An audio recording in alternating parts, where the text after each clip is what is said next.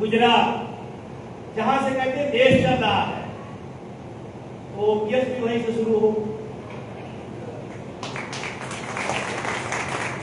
OPS भी वहीं से शुरू हो। और ये जिम्मेदारी किसकी ज्यादा है? किसकी ज्यादा है? बोलिए, किसने बंद किया है और कौन रुकावट है? यही के लोग हैं, यही के लोग हैं। और पूरे हिंदुस्तान में तो एक ही बात कहा जाता है, कुछ गुजराती लोग बहुत होशियार होते हैं, ये कहा जाता है, लेकिन इसको सिद्ध करिए, ओपीएस ले लीजिए तो होशियारी प्रमाणित हो जाएगी। और अगर नहीं ले पाते तो इसके बाद भी गलत हो जाएगी। तो क्या आप लोग तैयार हैं? ओपीएस चाहिए? मैं थोड़ा सा ओपीएस पे आता हूं, जो लोग साथी नहीं ओपीएस में हैं, मैं थोड़ा बताना चाहता हूं। हम नाम बहुत सुने हैं, ओल्ड पेंशन, ओल्ड पेंशन, लेकिन वास्तव में है क्या, इसको थोड़ा जानना जरूरी। ओल्ड पेंशन है क्या? क्योंकि जब आपको समझ में बात आ जाएगी कि ओल्ड पेंशन क्या है और हमसे कितनी बड़ी चीज छीनी गई है, तो विष्णु भाई बुलाए या न बुलाए, अशोक भाई बुलाए या न बुलाए, संजय भाई बुलाए न बुलाए, आप इस लड़ाई में सबसे पहली पंक्ति में आएंगे, क्योंकि आपको पता चल गया कितनी बड़ी चीज छीनी गई। जो हमारे तमाम सारे पुरानी कर्मचारी जो पुरानी पेंशन में आते हैं, इनके खाते में जीपीएफ आया करता था। जीपीएफ जानते हैं? जो लोग पुरानी पेंशन के अंतर्गत हैं, उनके लिए जीपीएफ रामबाण हुआ करती थी, एक बड़ी ताकत जीपीएफ हुआ करती थी, उनका मान और सम्मान जीपीएफ हुआ करता था, जो एनपीएस में नहीं है। या जो लोग एनपीएस में है उनके खाते में कई लाख है, जो लोग जीपीएफ में है उनके खाते में कई कई लाख रुपए है। ये जानते हैं क्या चीज हमारी है? हमारी बहुत बड़ी ताकत है। हम अपनी बेटी की शादी करते हैं तो लोग कहते हैं चिंता न करना बेटी, ये जीपीएफ किस दिन काम आएगा, हम तुम्हारा हाथ पीला करेंगे और तुम्हारी शादी धूमधाम से करेंगे। ये जीपीएफ की ताकत है, ये ताकत है। आप कहते हैं अपने बच्चों को डॉक्टर बनो, एमबीबीएस बनो, आईएएस बनो, आप बेटा चिंता न करना, ये जीपीएफ का पैसा तुम्हारी पढ़ाई में लगा देंगे। ये जीपीएफ हमारे भविष्य है, जिसको छीना गया है। समझ में बात आ रही है नहीं आ रही?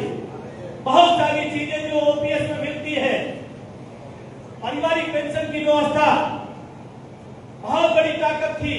वेतन आयोग में उसका जुड़ाव था, आने वाले समय में बढ़ोतरी हुआ करती थी। अगर आप वेतन आयोग से बाहर कर दी जाए, आज आपकी जो पेंशन है 10 साल बाद भी वही रहेगी, अगर वेतन आयोग से आपको डीए से आपको अलग कर दिया जाए तो। ये सब ओपीएस की खूबसूरती है मित्रों। ओपीएस की बात को समझो कि ओपीएस कितनी बड़ी चीज है। यहाँ बैठे तमाम लोग हैं, मैं एक सवाल करना चाहता हूँ, एनपीएस में है भाई साहब? आप हैं एनपीएस में? एक बार यहाँ आ जाए। ऐसे ही नई पेंशन में है, आप समझ रहे हैं नई पेंशन? भाई साहब अगर आपका 100 रुपए गिर जाए तो आप उसको उठाएंगे नहीं उठाएंगे? उठाएंगे। 500 रुपए गिर जाए उठाएंगे नहीं उठाएंगे? 1000 रुपए गिर जाए उठाएंगे नहीं उठाएंगे? क्योंकि वो पैसा हमारी कमाई का है। अगर 100 रुपए, 500 रुपए, 1000 गिर जाएगा फिर भी हम उठाएंगे। और अगर उस समय उठाते समय कोई और कहे कि मेरा है, आप क्या करोगे? दे दोगे? क्या करोगे आप मांगोगे? अगर मांगने में भी नहीं दोगे तो 100 रुपए के लिए भी आप लड़ जाओगे कि हमारी ये है, 100 रुपए हमको मिलना चाहिए।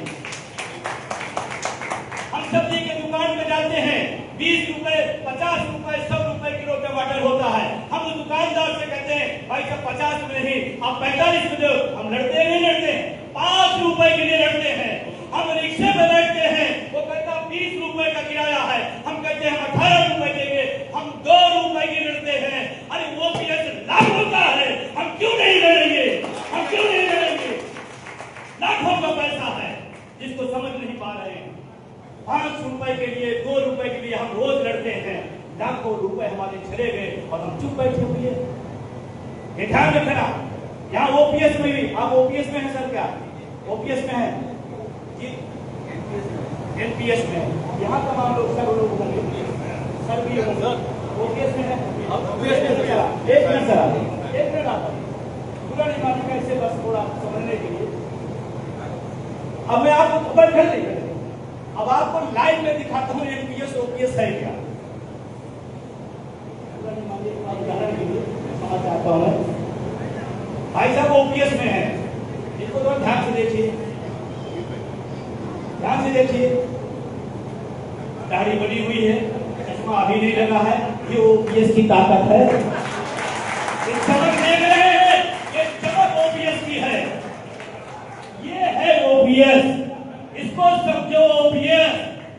NEET and clean, ten pen fit सब, क्योंकि टेंशन लाइफ में नहीं है, ये ओपीएस की ताकत है। इधर देखिए, तेरा क्या होगा कालिया, देख रहे, दाढ़ी बनी हुई है, शेविंग हुई नहीं, आंख में चश्मे लग गए, रोशनी कम हो गई, एनपीएस का टेंशन, ये एनपीएस है। अब इसी से समझ लाइए वो ओपीएस और एनपीएस क्या है। और एक उदाहरण आपको बताता हूं, अब आप कल्पना करो, अगर ये भी रिटायर होंगे, आप भी तो रिटायर होंगे ना, अच्छा मान लीजिए रिटायर हो जाते हैं, कई साल बाद अगले साल रिटायर होंगे। मैं थोड़ा समझाना चाहता हूँ, इस मुद्दे का मर्म समझिए। अगर ये रिटायर हो जाते हैं, रिटायर होकर जब अपने घर जाएंगे तो इनके घर वाले ऑफिस तक ढोल बजाना और तमाम फूल माला लेके आएंगे, क्योंकि इनको पता है घर वालों को कि बुढ़ा अभी 1 लाख देता था, रिटायर होने के बाद 50,000 तो देगा ही देगा। सही है गलत है? सही है गलत है? ये 50,000 रुपए और वेतन में देरी हो सकती है, पेंशन पहली तारीख को आती है। अगर मैं गलत हूं तो बताइए। अब इनके साथ क्या होगा, इनके साथ समझिएगा, इनको ढोल बजाने के साथ घर लाया जाएगा और घर लाने के बाद इनको सेवा की जाएगी। इनके चेहरे से मोहब्बत नहीं है दोस्तों, हर महीने ओपीएस, समझ गए। अब मान लीजिए इंसान है, बीमार भी हो सकते हैं, मान लीजिए बीमार हो गए, ठंडी का समय है, हवाएं चल रही हैं और एक खांसने लगे, रात के 2 बजे बीमार हो गए, खांसने लगे, इनकी बहू उठ के कहेगी, अजी सुनते हो बाबूजी को खांसी आ रही है, अस्पताल में दिखाओ। रात के 2 बजे वो कहेंगे सोने दो रात, अरे नहीं बुढ़ा काम का है,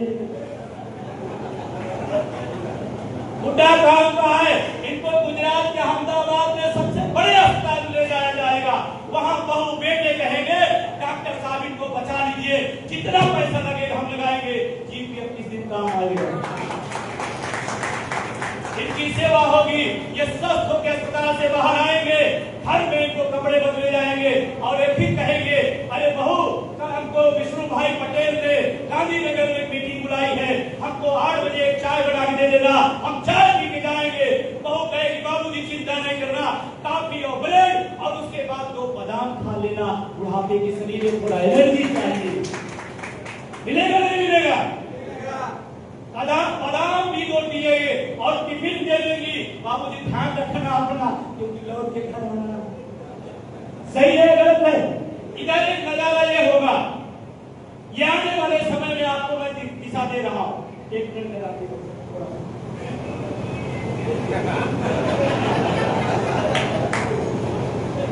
अरे ये भी तो एनपीएस है, ये भी तो इंसान है, कभी न कभी तो रिटायर होंगे, नहीं होंगे कि एनपीएस वाले अमृत तो लेके आए, अमर है, ऐसा तो नहीं है। ये भी रिटायर होंगे, ये रिटायर होंगे, इनके घर वाले क्या सोचेंगे, अभी तक तो बंदा ठीक ठाक तनख्वाह दे रहा था, अब घर ला के क्या समेटा लाए, वहीं से कहीं अपना चला जाता। गुजरात में तमाम वृद्धाश्रम है या नहीं है? घर वाले यही सोचेंगे, सच्चाई बता रहा हूं, ये सच है। ये सोचेंगे यहाँ ना आए क्योंकि पेंशन वेंशन तो मिलनी नहीं है, अंड फंड है ही नहीं है, जो बचा कुचा हो तो भारत सरकार उसके मित्रों को मिल जाएगा, इनके हाथ खाली है, इनको कोई नहीं पूछेगा। मान लीजिए रहम आ गई, घर ले चले आए, रात का समय 2 बजे खांसी इनको आई, एनपीएस वालों नहीं आएगी क्या? इनको भी खांसी आएगी, ये भी खांसेंगे। रात में 2 बजे बहू उठेगी, कहीं सुनो जी उठो, आज का आज फैसला होगा, या तो बुढ़ा घर में रहेगा या तो मैं, या बुढ़ा घर में रहेगा या तो रहेंगे। वो समझाएंगे भगवान समझती नहीं, मेरे पिता है, इनको रहने दो, कहने नहीं मैं आज ही फैसला करूं। इनको घर के बाहर बरामदा क्या करते हैं, घर के बाहर जो होता है आगणो कहते हैं, घर के बाहर जो भी है, इनको घर के बाहर कर दिया जाएगा, वहां हवाएं और तेज चलेगी, खांसी इनको और बढ़ेगी। खांसते रहेंगे, बहू आएगी। ये आदमी झूठ बोलता था, कहता था मैं सरकारी कर्मचारी था, पेंशन पाता नहीं, झूठ बोलता था, सरकारी कर्मचारी खाया नहीं था। आपके लोग आपके जमीन पर सवाल उठाने वाले, ये आने वाले टाइम में बताने जा रहा हूं। आपके लोग पूछेंगे कि आप सरकारी कर्मचारी थे या नहीं थे, इनसे पूछा जाएगा। और इनको फिर क्या होगा? इनको बांध बूंद करके लाद करके वृद्धाश्रम में छोड़ दिया जाएगा। और वृद्धाश्रम में जब चले जाएंगे तो आप लोग हंस रहे हैं, यही अकेले जाएंगे क्या? अरे जो एनपीएस वाले हैं सब वही मिलेंगे, सब वही मिलेंगे। तो मैं यही कहने आया हूं, क्या वृद्धाश्रम जाना ठीक है या संघर्ष करना ठीक है? क्या ठीक है? बोलिए भाई। आज एक गुजरात का आदमी इतना बोल रहा, पूरा देश अजीज आ गया और आप बोलने का संघर्ष है वृद्धाश्रम, संघर्ष है वृद्धाश्रम, संघर्ष है वृद्धाश्रम। अगर बुढ़ापे में आपको इज्जत सम्मान चाहिए तो 25 नवंबर दिल्ली चलो, 25 नवंबर आधे लोग 25 नवंबर या तो दिल्ली या तो वृद्धाश्रम, आप तय कर लीजिए। आपका बहुत बहुत शुक्रिया। और ऐसा कोई बात अगर गलत बिक्री हो तो समझ चाहता हूँ, वैसे गुजरातियों को डरी रहे आज तक। ऐसा भी रखना बाहर निकलना देख लेंगे। एनपीएस यूपीएस समझ में आया, एनपीएस ओपीएस समझ में आया। अब हम लोग ओपीएस की लड़ाई लड़ रहे, ओपीएस की लड़ाई लड़े। बीच में एक नया और आ गया, एक और आ गया। कौन सा आ गया? यूपीएस। हम गांव में गए थे जनसंपर्क करने, एक बुजुर्ग मिले, उन्होंने कहा भाई साहब आप जीत गए विजय बंधु जी, आपने तो लागू करवा दिया। हमने क्या हो गया? कल ओपीएस लागू हो गई। हमने ओपीएस नहीं है, यूपीएस है। तो उन्होंने कहा अच्छा, वही मैं समझ रहा था यूपीएस का मतलब। वो बुजुर्ग कहा ऊट पटांग पेंशन योजना, ऊट पटांग पेंशन योजना। यूपीएस मतलब एक बार अपने लिए जो ताली सब लोग बजा लीजिए, तो आगे बात और जम के लगाइए। यूपीएस मतलब ऊट पटांग पेंशन योजना। क्या स्वीकार है आपको? क्या स्वीकार है? गुजरात में लोग बोलो भाई। अच्छा घर में है इसीलिए डर रहे, ऐसा तो हो सकता है ना? अभी भी ऐसा नहीं। गुजरात महात्मा गांधी की भूमि रही है, गुजरात सरदार पटेल की रही है। जिनको अंग्रेजों को भगाने में नहीं डरे तो गुजराती आज भी नहीं डरेंगे। ये मेरा आपसे अपील है कि गांधी की भूमि है, सरदार पटेल की भूमि है। मैं नमन करता हूँ ऐसे महापुरुषों। अब मैं आपसे बात करना चाहता हूँ यूपीएस, उसकी एक छोटी सी कहानी सुनाता हूँ, आपकी बात आगे बढ़ता हूँ, थोड़ा समझिएगा। बहुत बहुत छोटे में संक्षेप में आप समझना। एक राजा था, उसने कहा हमारे राज्य में जितने लोग हैं उनका एक पैर काट लिया जाए। अब राजा को राजा समझे भैया, अब राजा को राजा का आदेश फरमान हो गया। राज्य के लोगों का एक एक पैर कटने लगा। अब करते करते करते कुछ दूर तक मामला पहुंचा। कुछ लोग कहे यार पैर तो अपना है, राजा क्यों कटवाना है? ये तो गलत है, ये तो गलत है। ये बात धीरे धीरे दूतों के माध्यम से राजा के पास पहुंचा। तो राजा ने एक आदेश और दिया, कहा दोनों हाथ एक पैर काटे जाएगा। क्या हो? एक पैर और दोनों हाथ काट दिया जाए। फिर अब राजा का आदेश तो कटने लगा और लोग कटवा रहे। कुछ दूर जाते जाते आप जैसे बहुत ही लोग मिले, उन्होंने कहा यार हाथ पैर तो हमारा, राजा को कटवा रहा। उसे भी कुछ और डिमांड मिले, कहेंगे यार इससे अच्छा तो पुराना वाला आदेश सही था, एक ही पैर कटता था, अब तो दोनों कट रहा है। वो एक पैर वाला एमपीएस है, हाथ पैर दोनों कटवा देना यूपीएस है। समझ में आ जाए नहीं आए? तो कुछ कभी लोग की तुलना करने लगते, इससे उससे अच्छा है। नो, हमारी लड़ाई ओपीएस की है। आप जब भी तुलना करिएगा ओपीएस से तुलना करिएगा। एनपीएस यूपीएस के चक्कर में सरकार कहीं चाहती ओपीएस चला जाए पीछे, नेपथ्य में इसी में चर्चा करें और कहें ये इससे अच्छा है। हमें इसके झमेले में पीछे वाले भाई एक बार बोलो, क्या चाहिए? ताकत से बोलिए, क्या चाहिए?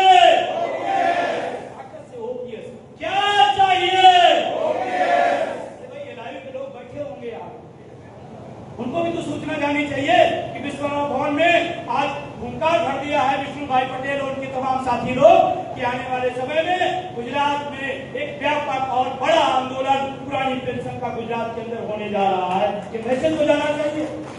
ध्यान रखना है, लाइव में लोग जब आते हैं, मेरा तो फोन हमेशा 24 घंटे संग्राम रहता है। 24 घंटे में कहाँ जा रहा हूँ मुंबई में सरकार को पता रहता है। लाइव में लोग इसमें बैठे होंगे और जानते हैं, मजे की बात बताऊंगा आपको, इस लड़ाई का आनंद इलाही वाला भी जानते हैं। रिपोर्ट जब आपकी कम होती है तो ज्यादा लगा फेंकता पेंशन आंदोलन, सिर्फ पेंशन आंदोलन में। जानते क्यों? हमको फोन करके विजय बंधु जी आप गुजरात आए थे? हम कहे हाँ, हम भी पीछे बैठे थे। हमने कहा क्या रिपोर्ट क्या लगाई? कहा मैं 2016 का हूँ सर, हम भी चाहता हूँ ओपीएस लागू हो जाए। रिपोर्ट साझा गई है। ये पुरानी पेंशन का आंदोलन सरकार के सिस्टम को तोड़ देता है। एक नहीं 1000 उदाहरण मैं आपको बता सकता हूँ। मैं एक बार दिल्ली गया, संसद भवन घेरने लगा, संसद भवन पर बढ़ गए, हम लोग आगे बढ़ने लगे, दिल्ली पुलिस के लोग रोकने लगे, पैरामिलिट्री के लोग लागे थे। और पैरामिलिट्री का एक भी आदमी विजय बंधु को पहचानता है, वो कहता मैं गोली तो चला सकता हूँ लेकिन बोल नहीं सकता। कोई बंदा है जो हमारी बात बोल तो रहा है कि हमें ओपीएस चाहिए। और मैं जब आगे बढ़ा संसद की तरफ तो पुलिस दिल्ली के लोग नहीं थी, लेकिन जानते हैं वो अर्धसैनिक बल हमको नहीं रोक रहा था, पुलिस वाले को समझा रहा लड़ाई हो चूतिया हो, अरे लड़ाई जब जीतेगी तो हमें मिलेगा, जाने दो। लड़ाई बहुत शानदार है, पूरे सरकार के सिस्टम को अपने पास है, बस थोड़ा सा हमें एकता दिखानी है, ताकत दिखानी है। तो मैं आपसे निवेदन करने आया हूँ, ओपीएस की लड़ाई लड़ना जरूरी है नहीं जरूरी है? जरूरी है। कुछ लोगों के लिए ध्यान रखना, ये पीढ़ियों की लड़ाई है। मैं कह के जा रहा हूँ गुजरात के लोगों, ये सिर्फ आपकी लड़ाई नहीं, ये पीढ़ियों की लड़ाई है। जो ओपीएस में है उनको भी, जो नहीं है उनको भी, सबको मिलकर लड़ने की लड़ाई है। क्यों? मैं ये बात 7-8 साल पहले जब कहता था पूरे देश में जा जाके, तो तमाम बुजुर्ग लोग ऐसे कहते थे मुझे तो पेंशन मिलती, मुझे क्या लेना देना। मैं सबकी बात नहीं कर रहा, लेकिन कुछ लोग कहते थे मुझे क्या मतलब है। हमने कहा नहीं, आपसे भी मतलब है, क्योंकि पीएफआरडीए बिल के नियम में है जैसे वेतन का पुनरीक्षण होता है वैसे पेंशन का पुनरीक्षण हो सकता है। और पीएफआरडीए बिल में उसमें लिखा हुआ है आपकी भी पुरानी पेंशन बंद की जा सकती है, उसका सदन ने पास कर दिया। अलग से उसके लिए कोई कानून नहीं लाना। और उसका पहला प्रयोग मैं आपको बता रहा हूँ, पहला प्रयोग वेतन आयोग, 8वें वेतन आयोग से पेंशनरों को बाहर किया जा रहा। गलत है तो नहीं? क्या गलत है? क्या 8वें वेतन आयोग में पेंशनरों को उसके लाभ से वंचित करने की तैयारी है। धीरे धीरे काटा जाएगा, बारी सबकी आएगी, कभी हमारी आएगी, कभी आपकी आएगी। तो हमारी जरूरत है हमें एक हो जाए। ये लड़ाई पीढ़ियों की, मैं इसलिए नहीं कहता आप पेंशन में होंगे आपका बच्चा बाहर जाएगा, आपका बेटा आपकी बेटी बाहर जाएगी, जाएगी नहीं जाएगी? एक बार सब लोग हाथ ऊपर कर दीजिए, हाथ सारे लोग उधर भेजिए, दिखा दो, हाथ ऊपर करिए। अगर जाएगी तो सबकी जाएगी ना। आपके बच्चे भी तो एमपीएस में आ जाएंगे। आप अपने बच्चे की लड़ाई नहीं लड़ना चाहते क्या? क्यों नहीं लड़ना चाहते? पूरी जिंदगी को आप उनके लिए काम कर रहे हैं, घर बनवा रहे हैं, बैंक बैलेंस कर रहे हैं, पढ़ा लिखा रहे, शादी ब्याह कर रहे हैं, उनके बुढ़ापे की लाठी की जिम्मेदारी पड़ोसी देगा क्या? आपको ही लड़ना पड़ेगा। ये सभी की लड़ाई है, इस लड़ाई को आगे बढ़ाएं। आप सबको हम आमंत्रण देने आए हैं, हम निमंत्रण देने आए हैं। ओपीएस का राष्ट्रीय अध्यक्ष होने नाते आज तमाम संगठनों के समन्वय मंडल के लोग यहाँ हैं। मैं सभी से निवेदन करता हूँ, गुजरात को आप मजबूत करिए, गुजरात को आप आगे लड़ाई बढ़ाइए। हमारा जहाँ सहयोग रहेगा, ओपीएस का जहाँ सहयोग रहेगा, लेकिन राष्ट्रीय स्तर पर आपसे निवेदन करने आया हूँ। ओपीएस पूरे देश की लड़ाई लड़ रहा है, उसमें विभाग का विषय नहीं है, उसमें यहाँ वहाँ राज्य का विषय नहीं है। उसकी घोषणा हुई है 5 सितंबर को हम सब सामूहिक उपवास पर जा रहे हैं। क्या आप भी साथ देंगे? क्या आप भी साथ देंगे? क्या शिक्षक दिवस जो सम्मान का विषय हमारे होता है, हम सबके सम्मान के विषय, उस दिन उपवास एक संकेत देश को हम देना चाहते हैं, प्रधानमंत्री को देना चाहते हैं कि शिक्षक जो हमारे सम्मान का दिवस है उस दिन हम भूखे रह रहे हैं। किस लिए? ओपीएस के लिए उपवास, ओपीएस के लिए। आप अपने स्कूल में रहो, कॉलेज में रहो, घर रहो, जहां भी रहो, उस दिन पूरा का देश उपवास में रहेगा। इस संदेश देने के लिए हमारे लिए ओपीएस कितनी बड़ी चीज है। और एक निवेदन आप सब जैसे अशोक भाई ने बहुत अच्छी तरीके से बताया, यहाँ से कोई साथी दिल्ली में थे क्या 1 अक्टूबर 23 को? 1 अक्टूबर 23 को दिल्ली में थे? बहुत बहुत धन्यवाद आप सब, कम से कम कुछ हाथ तो उठे। आप कल्पना करो 2 हाथ उठे हैं, अगर सब के सब हाथ उठा के अगले कार्यक्रम में दिल्ली आ जाएंगे तो क्या नजारा होगा। अगले कार्यक्रम में दिल्ली आ जाएंगे, उसको मैं बता देना चाहता हूँ। 1 अक्टूबर 23 आप दिल्ली गूगल पे जाओ, डाल दो 1 अक्टूबर 23 दिल्ली रैली। भारत के ट्रेड यूनियन के इतिहास में नहीं, पूरी दुनिया के ट्रेड यूनियन के इतिहास की सबसे बड़ी रैली 1 अक्टूबर दिल्ली में हमने करके दिखाया है। तो मैं आप सबका विषय हो रहा, और वो रैली ऐसी नहीं थी। उसी के बाद सरकार के कान खड़े हुए, उसी के बाद यूपीएससी प्लानिंग करना शुरू किए। अगर कुछ कर्मचारी नेता, मैं खुद कहता हूँ, कुछ कर्मचारी नेता गद्दारी न किए होते तो आज हम सब ओपीएस में होते, हम सब ओपीएस में होते। वो लोग जाकर के साल बढ़ा करके प्रधानमंत्री का उन्होंने कहा चिंता न करिए, आप ये जो प्लान ला रहे हैं हम समझा ले जाएंगे। लोग समझा भी रहे हैं, थोड़ा हम आपको अलर्ट भी रहना है। आजादी की लड़ाई भी चल रही तो तमाम लोग गद्दारी किए। आजादी के समय और आजादी के बाद जब भी कोई लड़ाई होती कुछ गद्दारी करते, गलत तो नहीं करा संजय भाई? अगर उस समय दिल्ली रैली के बाद ये मठाधीश कर्मचारी नेता प्रधानमंत्री से टूक करके आए होते कि देश का कर्मचारी ओपीएस मांगता है, उसमें सरकार बहुत दबाव में थी, ओपीएस लागू हो गई, पूरे देश के लागू हो गया। अरे ओपीएस का संघर्षों का इतिहास रहा है। हमने राजस्थान, हमने छत्तीसगढ़, हमने झारखंड, हमने हिमाचल लड़के ओपीएस बहाल कराया है। 4 राज्यों के अंदर पुरानी पेंशन पुनः बहाल हुई, पुनः बहाल हुई। आप जाके पता लगा लेना, ये ओपीएस के संघर्षों का और आपके साथ देने का नतीजा है। थोड़ा और हिम्मत दो, थोड़ा और साथ दो। मैं आपसे कहने आया हूँ, गुजरात के भाइयों ध्यान रखना, मैं बड़े विश्वास और फख्र से कहता हूँ, थोड़ी और हिम्मत और साथ देना। इस देश में 110% पुरानी पेंशन बहाल होगी, 110% होगी। उसके तरीके हैं, उसकी रणनीतियां हैं। जैसे हमने रणनीति बनाई, लोग कहते हैं हम संघर्ष करेंगे, लड़ेंगे, लेकिन जब वोट देने की बात आती है तो हम मुद्दा भूल जाते हैं, हम मुद्दा भूल जाते हैं। हमने जिन राज्यों के अंदर पेंशन बहाल कराई वहां हमने एक बहुत सशक्त नारा दिया, वोट फॉर ओपीएस। पंचायत का, तालुका का जहां भी चुनाव होगा, जो पेंशन की बात करेगा हम उसके साथ खड़े होंगे। ऐसा नारा 4 राज्यों के अंदर पेंशन बहाल कराने का रास्ता नहीं, वोट फॉर ओपीएस। हमने किसी पार्टी का नाम नहीं लिया, हमने किसी विरोध की बात नहीं की, हमने इतनी कहा जो ओपीएस की बात करेगा मेरा और मेरे परिवार का वोट। क्या गलत है? अब और लोग कहीं नहीं, ये राजनीतिक बात है। मित्रों, मैं आपसे क्लियर करना चाहता हूं, इस देश में हर चीज राजनीति तय करती है, हर चीज राजनीति तय करती है। अरे आप ओपीएस से एनपीएस में आए, किसने तय किया? राजनीति ने तय किया, वही सदन ने तय किया, वही नेता लोग तय किए। तो लोग कहते हैं अरे मास्टर होकर राजनीति कर रहा। एक पैमाना आज मैं गुजरात से ऐलान करने आया हूँ, कहते मास्टर होकर राजनीति करता है। ठेला वाला राजनीति करे, मास्टर राजनीति न करे, ये अच्छा परिभाषा आपने सिखा दिया। हाँ, मैं मास्टर हूँ, पढ़ा लिखा हूँ, बुद्धिजीवी हूँ, राजनीति करूंगा, अपने मुद्दे के लिए राजनीति आप करते हो, हम भी करेंगे। गलत तो नहीं करा? आपको पार्टी टिकट नहीं देती, आप भाग जाते हो। आपको विधानसभा लोकसभा टिकट नहीं, आप भाग जाते हो। आप स्वार्थी नहीं हो क्या? आप राजनीति नहीं कर रहे हो क्या?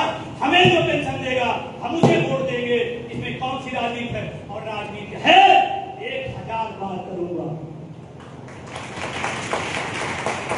और एक ही वोट फॉर ओपीएस का हिमाचल के जयराम ठाकुर ने विजय बंधु की टीम को चुनौती दिया। अगर आपने बयान सुना होगा, उन्होंने बोला था लोग कहते हैं नेता को पेंशन मिलती है, नेता को पेंशन मिलती है, कर्मचारी नहीं मिलती। तो उन्होंने बयान दिया आप नौकरी छोड़ के नेता बन जाइए, विधायक बन जाइए, पेंशन ले लीजिए। तो हमने उसका जवाब दिया था हम उसे भी ले सकते हैं और नहीं करेंगे तब भी ले। और उन्होंने नारा जो दिया कि अगर आप कर्मचारी विधायक का चुनाव लड़िए। हमने कहा जयराम ठाकुर अगली बार हम अपनी पेंशन की व्यवस्था तो करेंगे, हम निर्दयी नहीं है, आपको पेंशन दे के विदा करेंगे, पेंशन दे के विदा करेंगे। और पेंशन हिमाचल में पूरी चुनौती के साथ हम लोगों ने लिया। हाँ, मैं धन्यवाद दूंगा हिमाचल के लोगों ने। जब मुद्दे की बात आई, जाति, धर्म, भाषा, क्षेत्र सब भूल गए, एक ही बात नीचे से ऊपर तक जो ओपीएस की बात करेगा उसी को हम वोट करेंगे। और हिमाचल में हमने चुनौती दे सरकार हराई। और खुशी की बात बताऊंगा आपको, ओपीएस वहां लागू कहा नहीं पता, लागू ही नहीं पता। अरे नहीं बोलिए, हिमाचल में पेंशन लागू हुई ओपीएस नहीं पता है ना भाई। एनएम ओपीएस का संघर्ष है, एनएम ओपीएस की लड़ाई है, उसका फार्मूला है। और वहां क्या हुआ, मैं जब गया एक बार विष्णु भैया, मैं वहां गया, एनपीएस जैसे आप गुजरात में, हम एनपीएस वाले गुजरात में है, ओपीएस वाले गुजरात में नहीं। हाँ संघर्ष होगा, आने वाले टाइम ओपीएस वाले गुजरात में आने का मौका मिले। तो ऐसे मैं हिमाचल गया तो वहाँ एनपीएस वाला हिमाचल का एक साथी आए, कहें सर आप लोग लड़ाई लड़ रहे हैं, कुछ बुजुर्ग हो गए, रिटायर हो गए, 1600 रुपए सर, 1600 रुपए एनपीएस पा रहे थे। कहे सर 2 बेटियां अभी शादी ब्याह नहीं कर पाया हूँ, 1600 रुपए एनपीएस मिलता है, आप कल्पना करिए कैसे घर परिवार चलाता है। मतलब रोते हो गए, रोने लगे, वे दुखी हो गए। हमने उनके सर पे हाथ रखा, हमने कहा बहुत चिंता न करिए, हम लोग खून पसीना अपना लगा रहे हैं, अगर सब अच्छा रहा तो एक दिन आप ओपीएस में आएंगे। ये बात कह के मैं आया था। और जब हिमाचल लागू हुई, हमने माननीय मुख्यमंत्री का अभिनंदन समारोह किया। शिमला में 1 लाख लोगों के बीच में हमने मुख्यमंत्री का सम्मान किया। और वो बुजुर्ग फिर मिले, कहे बाबूजी अब तो मामला आगे बढ़ गया। 3, 4, 5 महीने बाद जब सिस्टम लागू हो गया, उन्होंने हमको फोन किया, कहा सर आज हमारी पेंशन आई है और 32,000 रुपए पाया। 32,000 रुपए, जो 1600 रुपए पाता था वो 32,000 रुपए अब परिवार चला सकता है, बच्चों को खिला सकता है, किसी किराए के मकान में रह सकता है। 32,000 रुपए। राजस्थान की एक महिला ने फोन किया, विजय बंधु बोल रहे, हमने हाँ कहाँ से बोल रहे, राजस्थान से। उन्होंने कहा हम राजस्थान से, वो हमने आप यहाँ तो ओपीएस बहाल हो गए, विजय बंधु क्या जरूरत है। उन्होंने कहा नहीं साहब आप एक फोटो मुझे भेज दीजिए। हमने कहा क्या करेंगे, कहे सर वो फोटो घर लगाएंगे तो हमारी नाती होता है, उनको बताएंगे, इसी की बदौलत हमारी बुढ़ापे की राजनीति करेंगे। ऐसे ऐसे तमाम सारे किस्से कहानियां इस देश के अंदर बन गई है। तो आप विश्वास रखिए गुजरात में भी एक पेंशन बहाल होगी। अब गुजरात में मैं बात कर लूं, लगभग 7 लाख कर्मचारी है, लगभग 7 लाख है, कितने हैं, 7 लाख के आसपास है, एनपीएस ओपीएस सब मिला करके। उसे यहाँ तो निजीकरण का बढ़िया प्रकोप है गुजरात में। हमने सुना था प्राइवेट गुजरात, विज्ञापन आता था प्राइवेट गुजरात, यहाँ आगे देखा प्राइवेट गुजरात है या नहीं है। अच्छा जब यहाँ की बात होती चुप हो जाते हैं, मामला क्या है। यहाँ जब आया तो मैंने निकाला प्राइवेट गुजरात, तो मैं आपसे कहने आया हूँ कि आप संघर्ष करो। 7 लाख लोग, थोड़ी ताकत समझो, 7 लाख लोग हैं, एक घर से 5 लोग मान लेते हैं, कितने लाख हो गए, कोई गणित का टीचर है, 35 लाख लमसम 35 लाख लोग हैं। और पूरे मतदान का अगर आप कैलकुलेशन करें तो यही 35 लाख हार जीत तय कर सकते हैं। अब आप कहोगे कि आप तो भाजपा का विरोध कर रहे हो। नहीं दोस्तों ध्यान रखना, हम भाजपा का विरोध नहीं कर रहे हैं, भाजपा हमारे मुद्दे का विरोध कर रही है। ओपीएस का विरोध कौन कर रहा है। अभी संसद में 4 दिन पहले वित्त मंत्री ने कहा ओपीएस नहीं लागू करोगे, हम विरोध में नहीं है, वो विरोध में है और वो हमारे मुद्दे के विरोध में है। तो मैं ठोक के कहता हूं मैं आपके विरोध में रहूंगा। 35 लाख चुनाव जीतने का समीकरण 1-2% होता है, 1-2% होता है। आप तो कई परसेंट हो। यहाँ कोई प्राइमरी का टीचर है क्या, बेसिक वाले 1% और आप कितना हो 35%। मैं तो कहता हूं कर्मचारी किसी सरकार को बनाओ बिगाड़ सकता है, इतनी बड़ी कुपत हमारे में है, इतनी बड़ी कुपत है। लेकिन आपको तैयार बेसिक का कोई टीचर, बेसिक है टीचर शिक्षक कोई है, चलिए ठीक है। मैं आपको बता दूं प्राइमरी का मास्टर की होता है, बीएलओ कौन बनता है, सरकारी कर्मचारी बीएलओ, प्राइमरी का मास्टर बीएलओ, अरे आप जो ईवीएम वीवीएम सेट करते हो, आप जानो अगर प्राइमरी का मास्टर कर्मचारी ढंग से सेट कर देगा तो आपका बेढंग हो जाएगा, हो जाएगा।